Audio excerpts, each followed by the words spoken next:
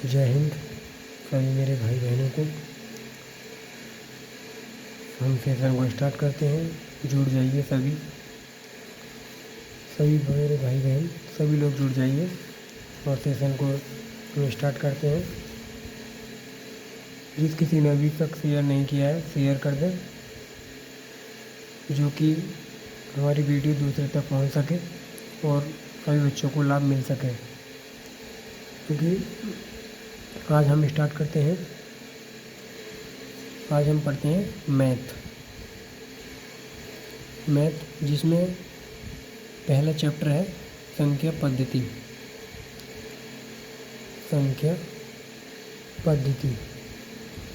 ठीक है, जिसको बोलते हैं हम नंबर सिस्टम,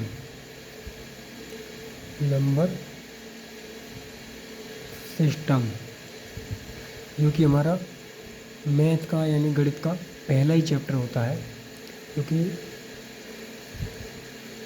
ये आगे देखते हैं सवाल नंबर 1 क्या कहता है। कह रहा है निम्नलिखित में से कौन सी वर्ग संख्या नहीं है, यानी कि कौन सी वह वर्ग संख्या नहीं है। यानी कि 4 ऑप्शन दिए हुए इसमें बोला है कि कौन सी वर्ग संख्या नहीं है, उसको हमें आंसर है, वो हमारा क्या होगा, आंसर होगा। जैसे कि ये 75 का आंसर होता है, 75 का वर्ग है, यानी कि वर्ग स्क्वायर है। ठीक है, स्क्वायर कह दो या वर्ग कह दो, बात एक ही है। फिर ये वाला, यानी कि इसमें भी 5 है डिजिट, इसमें भी 5 है, यानी ये किसी का होगा जो जिसका अंक 5 होगा। जैसे कि ये 85 का है, ये 85 का वर्ग है। ठीक है, ये वाला ये 90 का वर्ग है। ठीक है, ये हमारा किसी का वर्ग नहीं है, यानी कि हमारा ये सी ऑप्शन आंसर हो जाएगा। ठीक है, आइए हम सेकंड नंबर सवाल पर चलते हैं। ये सवाल कह रहा है कि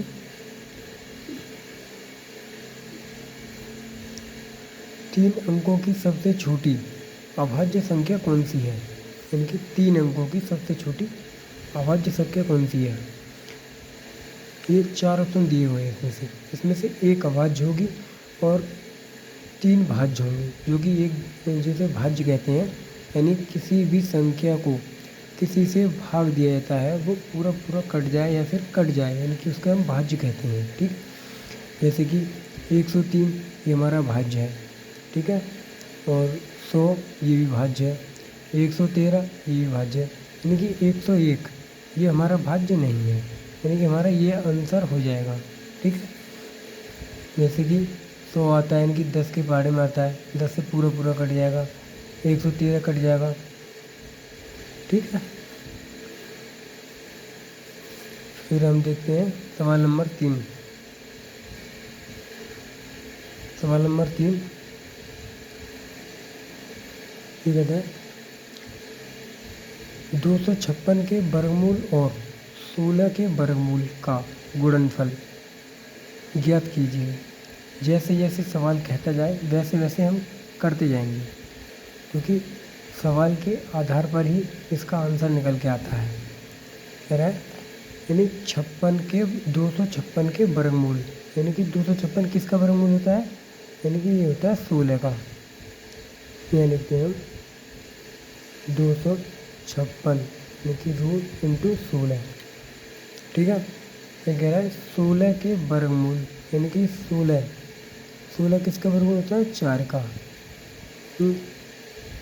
वर्गमूल का गुणनफल ज्ञात कीजिए, यानी कि इन दोनों का क्या कह रहा है, गुणनफल। ठीक है, यानी कि 16 इंटू यहाँ लिख दीजिए इंटू 16 चौका 64, यानी कि हमारा ये आ गया 64। फिर क्या बोला, आगे को सवाल ने बोला है और फिर परिणाम, यानी कि ये 64 परिणाम के वर्गमूल को ज्ञात कीजिए, यानी कि 64 जो परिणाम आया है हमारा, इसका भी क्या पूछा है, वर्गमूल पूछा है। ठीक है, इसका कितने होता है, ये होता है 64 जो वर्गमूल होता है वो होता है 8 का स्क्वायर, यानी कि 8 इसकी हम डबल बार गुणा कर देंगे तो ये 64 आ जाएगा। यानी कि हमारा आंसर कौन सा होगा, क्योंकि हमारा आंसर होगा सी। ठीक है, हमारा सी आंसर होगा और ये हमारा आंसर नहीं है।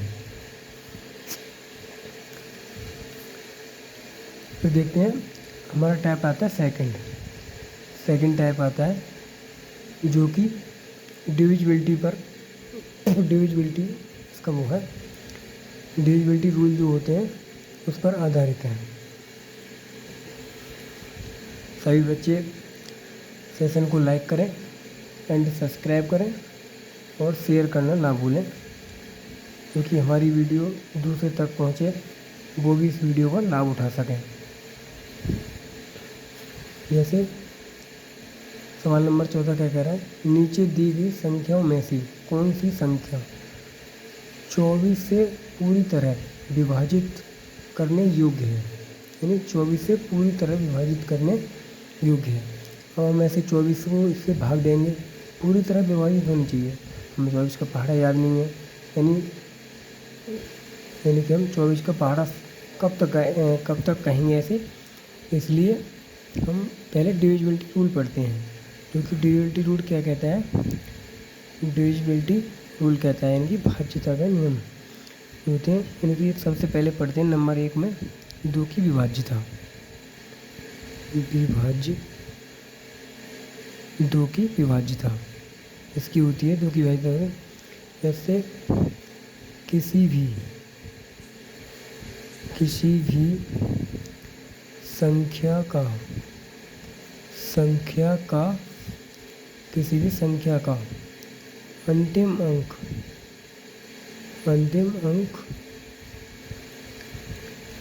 2 से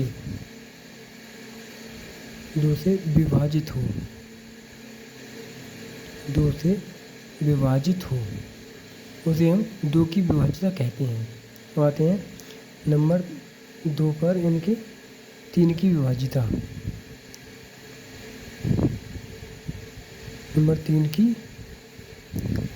3 की विभाज्यता, जैसे कि किसी भी संख्या यानी किसी भी संख्या का योग, किसी भी संख्या का योग 3 से कट जाए,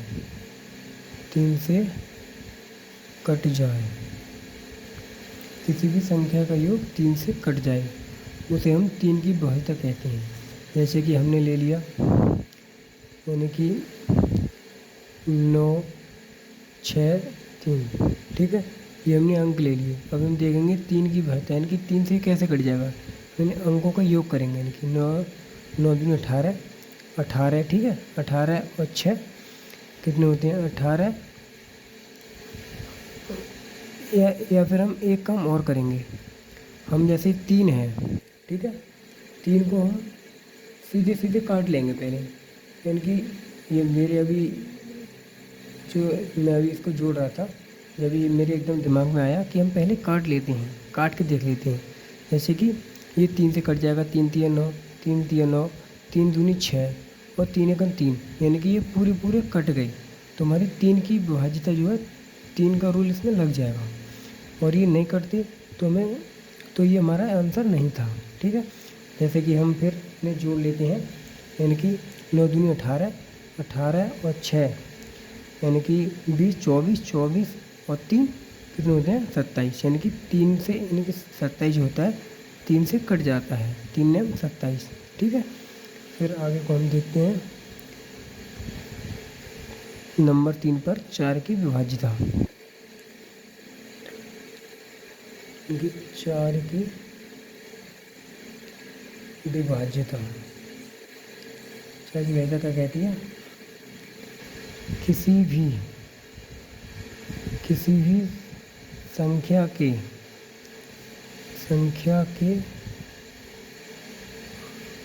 अंतिम के 2 अंक, जिनके 2 अंक 4 से कट जाएं, उसे हम 4 की विभाज्यता कहते हैं।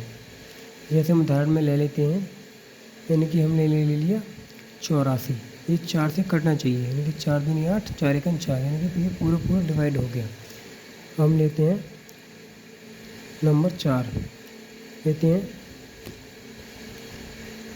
इनकी 5 की विभाज्यता नहीं होती है, ठीक है। 5 की होती है पर वो इतनी उसमें सवालों में लगती नहीं है, आती नहीं है इतना इनकी। फिर उसके बाद में हम देखते हैं 8 की विभाज्यता, ठीक है। 8 की विभाज्यता, ऐसे भी 7 की भी होती है, 7 की होती है पर 7 को बहुत कम सवालों में आता है, इसलिए हम एक का दुका आता है, इसलिए हम सीधे सीधे काट के देख लेते हैं 7 को भी, ठीक है। जैसे हम जो ज़्यादा इम्पोर्टेंट है मैं वही बता रहा हूँ, ये बहुत ही मोस्ट इम्पोर्टेंट है। ये 8 की विभाज्यता जो होती है, किसी भी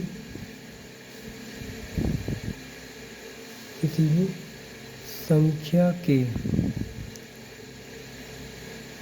अंतिम के 3 अंक, अंतिम के 3 अंक 8 से कट जाएं, 8 से कट जाएं, उसे हम 8 की विभाज्यता कहते हैं, ठीक है। फिर हम पढ़ते हैं नंबर 5 पर 9 की विभाज्यता, इनकी 9 की विभाज्यता क्या होती है? इनकी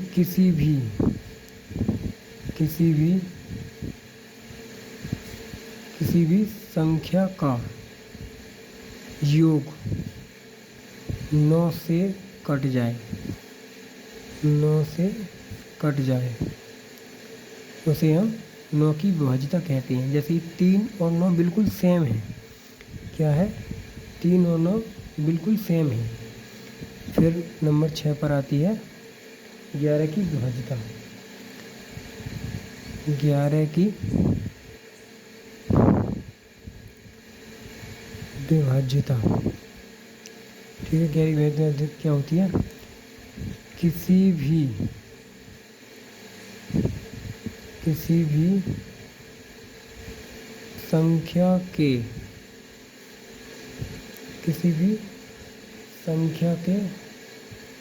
यानी कि अल्टरनेट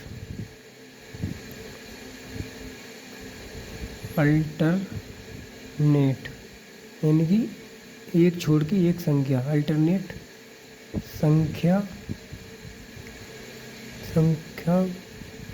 का योग,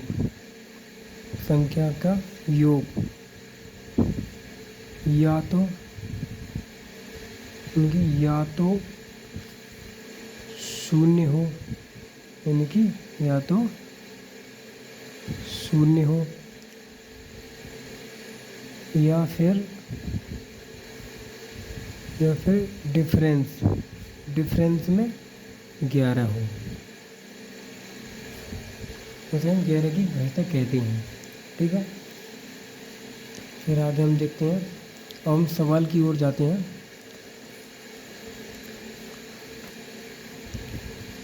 हम आगे सवाल देखते हैं। सभी को मज़ा आ रहा है ना क्लास में?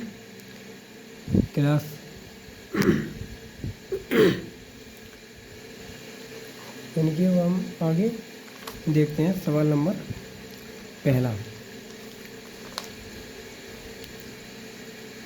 सभी बच्चे चैनल को सब्सक्राइब करें एंड लाइक करें। क्लास पसंद आ रही हो तो लाइक करें, कमेंट करें, ठीक है। अब देखो इसमें ये नीचे दी गई संख्याओं में से कौन सी संख्या 24 से पूरी तरह विभाजित करने योग्य है? जल्दी जल्दी कमेंट करो, इसमें कौन सा आंसर हो सकता है? यानी कि 24 को 24 से पूरी तरह विभाजित करने योग्य है। हमने 24 का कोई रूल नहीं पढ़ा।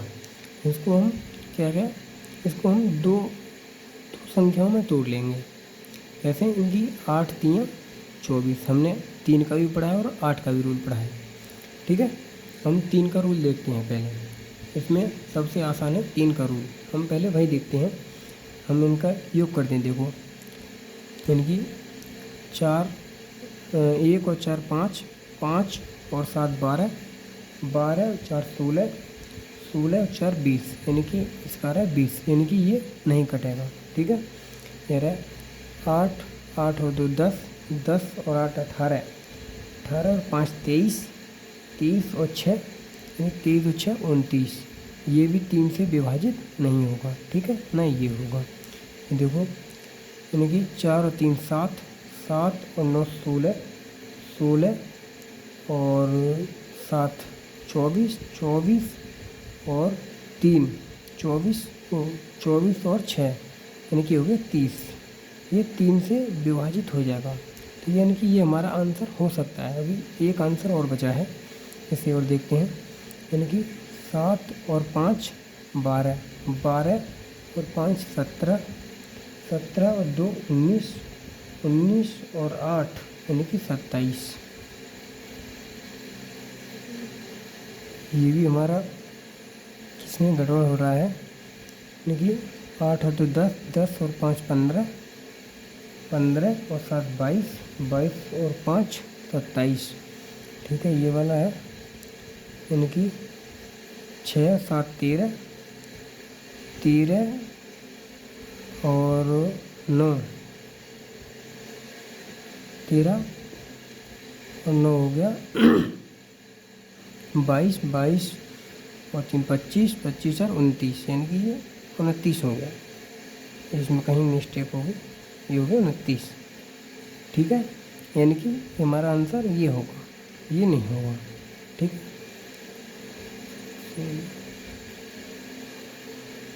सभी बच्चे क्लास में मज़ा आ रहा है ना? सभी अच्छे से पढ़ें। ठीक है, आगे को हम देखते हैं फिर। यानी कि ये लास्ट नहीं, अभी क्वेश्चन बचे हैं। देखते हैं कि निम्नलिखित में से कौन सी संख्या 132 से विभाजित है। 132 से विभाजित है।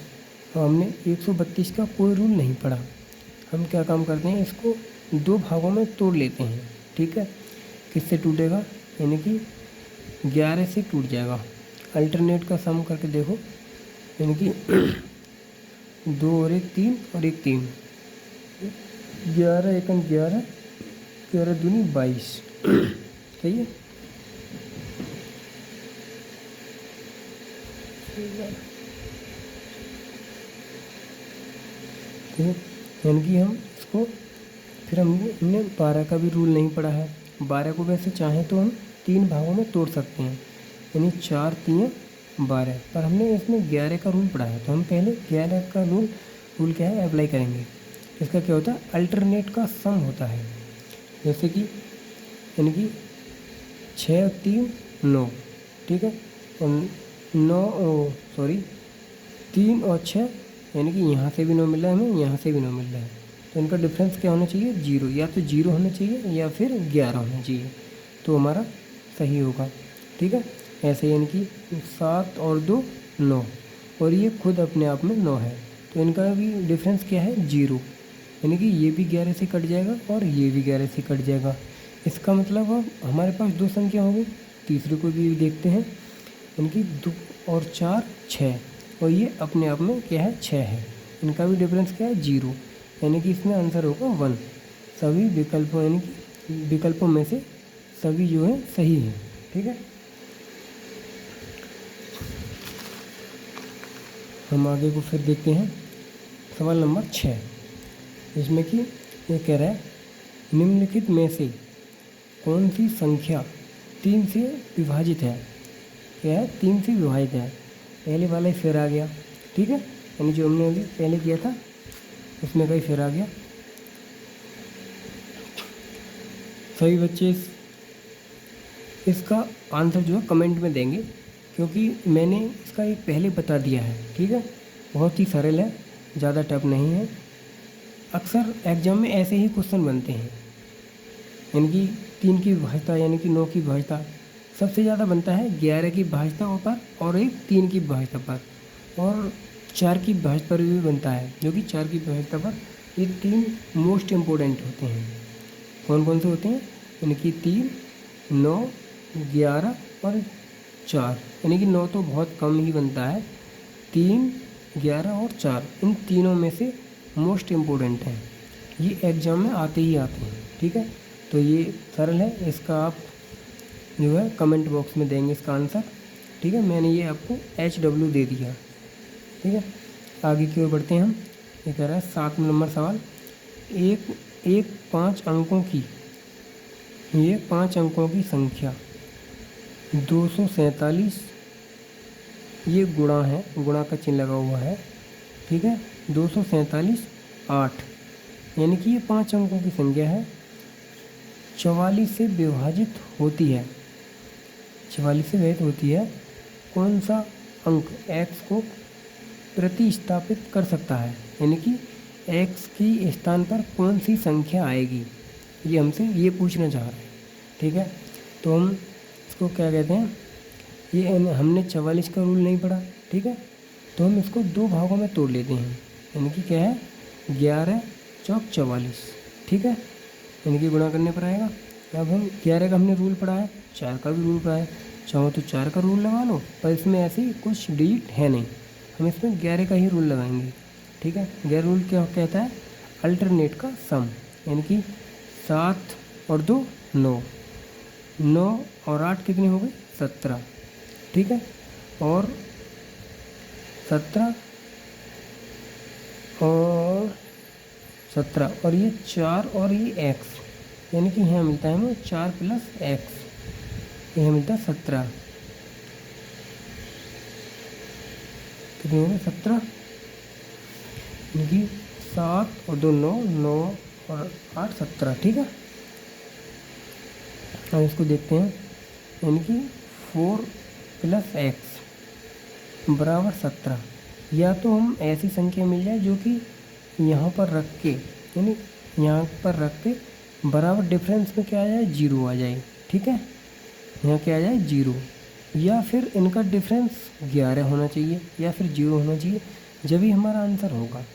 हमको देखते हैं, इसको देखते हैं, यानी कि अगर हम यहाँ 1 रखते हैं, ठीक है, अगर हमने यहाँ 1 रखा, यानी कि 4 और 1 5, 5 अगर हम इसका डिफरेंस करेंगे तो इसका डिफरेंस आएगा 12, यानी कि ये हमारा आंसर नहीं होगा, एक आंसर नहीं होगा। हम रखते हैं 2 को। ठीक है, अब 2 यहाँ पर रख दिए, 2 2 4 क्या होगा 6। अगर हम इन डिफरेंस देखेंगे तो हमारे इसका डिफरेंस आ रहा है 11, यानी कि यहाँ 6 हो गया, और ये 17 है, तो हमारा डिफरेंस आ रहा है 11, यानी कि हमारा ये आंसर हो सकता है। अभी क्लियर नहीं है, पहले हम और आंसर को चेक करेंगे।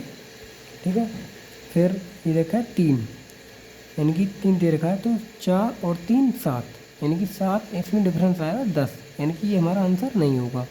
ठीक है, फिर देखा 4, इसमें देखा 4 और ये पहले से 4 है, 4 और 4 8, इनका डिफरेंस आ रहा है 9, यानी कि ये भी नहीं हो सकता, यानी कि हमारा आंसर भी राइट है।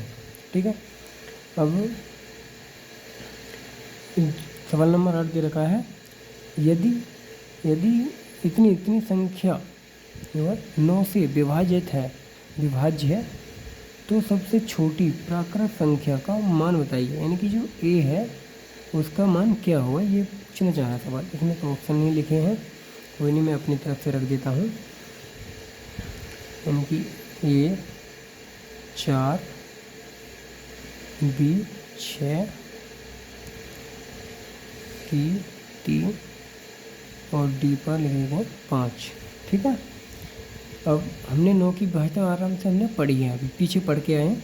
क्या होता है इन संख्याओं का सम, यानी कि सम योग जो कि 9 से विभाजित हो जाए। ठीक, यानी 9 से पूर्णतः कट जाए, इसको क्या कहते हैं। अब देखो हम इसको सम करते हैं, इनकी 8 और 3 11, 11 और 1 12।